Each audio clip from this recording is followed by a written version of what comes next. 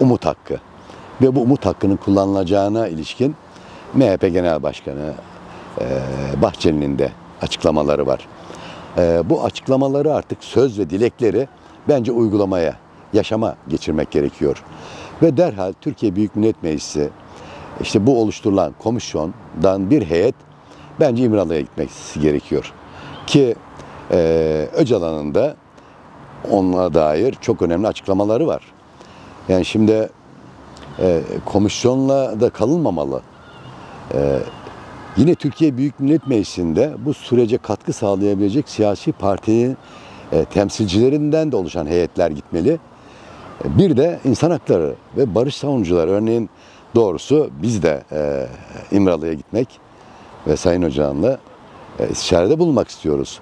Yani birlikte neler yapılabilir, bu süreç nasıl hızlandırılabilir ve de öngörülen yere nasıl taşınabilir. Hepimizin birlikte yapabileceği bir şey var. Ve tecride bir defa son verilmeli artık. Ve bu açıklanmalı ve umut hakkı da derhal kullanılabilmeli. Bakın ben izliyorum ulusal kanalları. Emin olun nasıl bir nefret dili. Ve de bu savaş yanlısı olanların, bu süreç ve barış karşıtı olanların da bahanesi oluşuyor.